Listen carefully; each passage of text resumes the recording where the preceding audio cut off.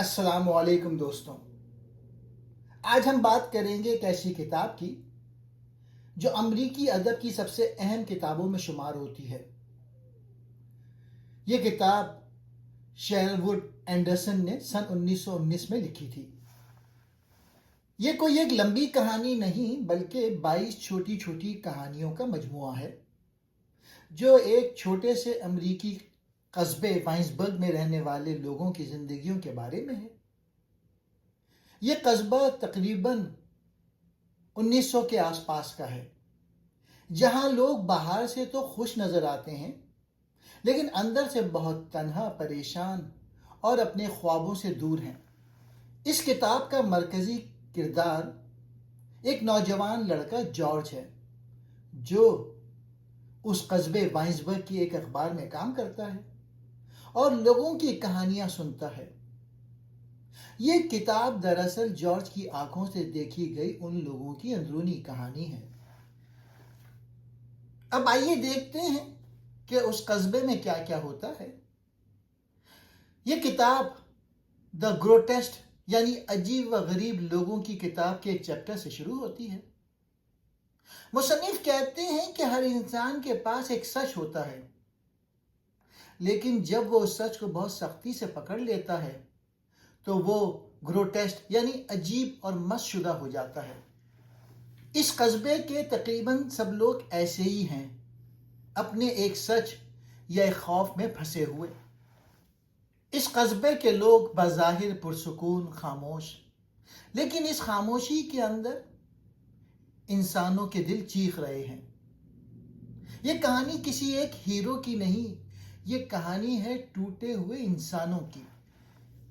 ان سب کہانیوں کو جوڑنے والا کردار جارج، ایک نوجوان رپورٹر، وہ سب کی بات سنتا ہے، سب کے راز جانتا ہے، لیکن خود بھی الجھن میں ہے۔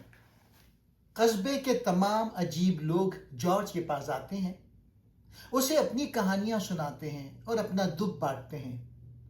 جارج ان کے لیے ایک امید کی کرن ہے، وہ ایک ایسا کان ہے جو ان کی خاموشی کو سن سکتا ہے۔ ہر کردار اپنے ہجوم میں اکیلا ہے، وہ بولنا چاہتا ہے لیکن کوئی سمجھنے والا نہیں۔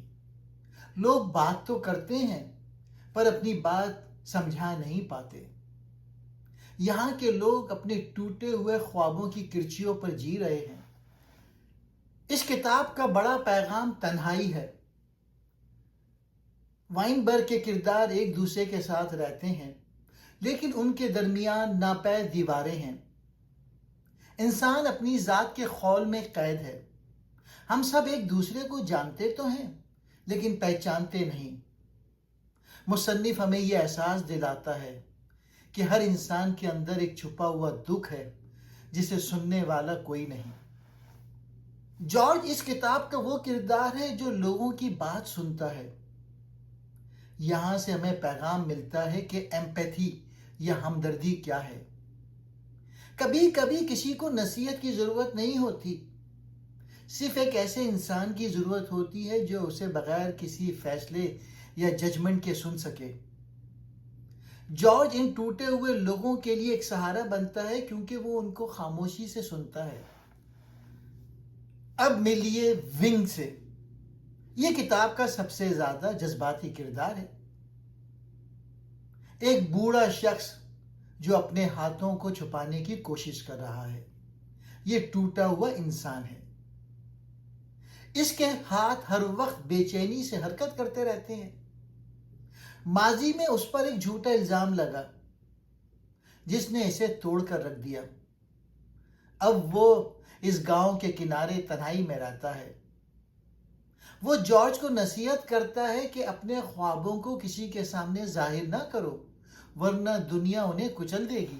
ونگ، کبھی وہ ایک استاد تھا، بچوں سے محبت کرنے والا، مگر ایک الزام نے اس کی پوری دنیا بدل دی۔ اس کی کہانی خوف، غلط فہمی اور تنہائی کی چیخ ہے۔ دوسرا کردار ڈاکٹر ریفی۔ یہ ایک بوڑھا ڈاکٹر ہے، ایک دانا انسان جو سچ جانتا ہے مگر کسی کو سمجھا نہیں سکتا۔ اس کا علم اس کی تنہائی بن جاتا ہے۔ یہ ایک عجیب و غریب ڈاکٹر ہے۔ جو چھوٹے کاغذوں پر اپنے خیالات لکھتا ہے، ان کی گولیاں بناتا ہے اور پھر انہیں پھینک دیتا ہے۔ ڈاکٹر اپنے کلینک میں بیٹھا کھڑکی سے باہر دیکھ رہا ہے۔ وہ ایک ایسا شخص ہے جو لوگوں کے اندر چھپے زخم دیکھ سکتا ہے۔ وہ سچ بولتا ہے، وہ سچ جو لوگ سننا نہیں چاہتے۔ اسی لیے وہ قصبے میں تنہا ہے۔ اس کا واحد دوست جارج ہے، کیونکہ جارج سنتا ہے، سمجھتا ہے اور فیصلہ نہیں کرتا۔ ڈاکٹر کو سچ بولنے کی بیماری ہے۔ ڈاکٹر کی کہانی دماغی تنہائی کی ہے۔ تیسرا کردار، ماں ایلزبتھ۔ جارج کی ماں ایلزبتھ ایک عورت جس کے خواب مر چکے ہیں۔ وہ چاہتی ہے جارج وہ بنے جو وہ خود نہ بن سکی، لیکن وہ خود اپنی خاموش قربانی میں گھل جاتی ہے۔ جارج کی ایک بیمار ماں جو کھڑکی سے باہر اسٹیشن کو دیکھ رہی ہے۔ جارج کی ماں وہ ایک ہوٹل کی مالکن ہے، لیکن خود اس ہوٹل کے ایک کمرے میں قید ہے۔ وہ اپنی جوانی کی ہمت ہار چکی ہے، لیکن وہ چاہتی ہے کہ اس کا بیٹا جارج وہ سب حاصل کرے جو وہ نہ کر سکی۔ وہ جارج کی آزادی کو اپنی آزادی سمجھتی ہے۔ اس کا کردار ایک ایسی ممتا کی عکاسی کرتا ہے جو خود مٹ کر اپنے بچے کو جینا سکھاتی ہے۔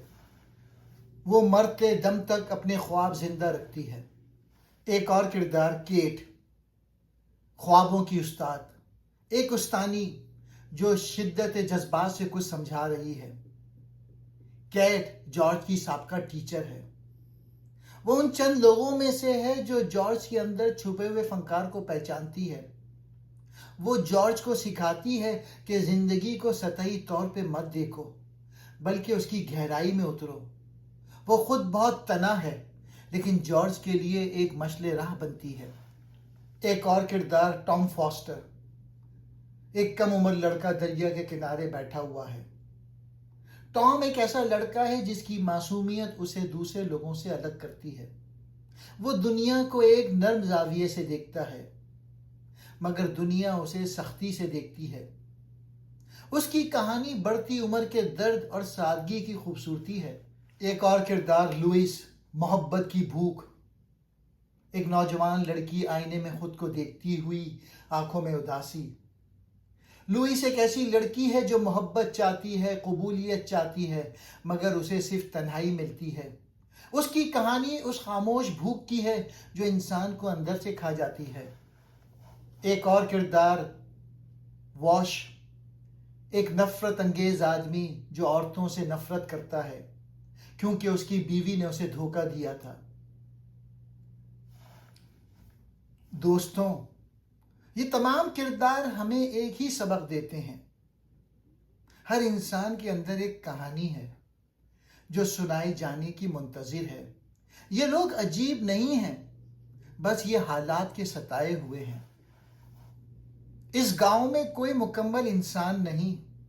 ہر کوئی خواہش میں قید ہے، خوف میں مبتلا ہے، سماج سے کٹا ہوا ہے۔ یہ سب زندہ لاشیں نہیں بلکہ خاموش انسان ہیں۔ اس گاؤں کے لوگ خیالی نہیں ہیں، وہ ہم ہیں، ہمارے ارد گرد کے لوگ ہیں، اور شاید ہم خود ہیں۔ آخر کار جارج قصبہ چھوڑ دیتا ہے۔ ٹرین روانہ ہوتی ہے، لوگ پیچھے رہ جاتے ہیں۔ جارج سوچتا ہے ان سب کہانیوں کے بارے میں جو وہ سن چکا ہے۔ اب وہ جانتا ہے انسان کا سب سے بڑا دکھ اکیلے ہونا ہے۔ کبھی آپ نے غور کیا ہے، لوگ ایک ہی شہر میں رہتے ہیں لیکن ایک دوسرے سے کتنے دور ہوتے ہیں۔ یہ ناول بتاتا ہے ہر انسان خواب لے کر پیدا ہوتا ہے، لیکن معاشرہ اکثر ان خوابوں کو دفن کر دیتا ہے اور انسان خود سے بیگانہ ہو جاتا ہے۔ یہاں کوئی ولن نہیں، صرف حالات ہیں، غلط فہمیاں ہیں اور خوف ہے۔ یہ کہانی ہمیں آئینہ دکھاتی ہے۔ ہم خود ایک دوسرے کو تنہا کرتے ہیں۔ ہم حساس انسانوں پر الزام لگاتے ہیں، مختلف سوچ کو قبول نہیں کرتے، خاموش لوگوں کو نظر انداز کرتے ہیں اور پھر کہتے ہیں لوگ اتنے افسردہ کیوں ہیں؟ مصنف کہنا چاہتے ہیں انسان کو انسان رہنے دو، نہ اسے خیال کا قیدی بناؤ، نہ خاموشی کی قبر میں اتارو۔ اسلام انسان کو صرف جسم نہیں بلکہ روح، عقل اور اخلاق کا مجموعہ سمجھتا ہے۔ اس گاؤں کے کردار اس وقت ٹوٹتے ہیں جب وہ روحانی توازن کھو دیتے ہیں،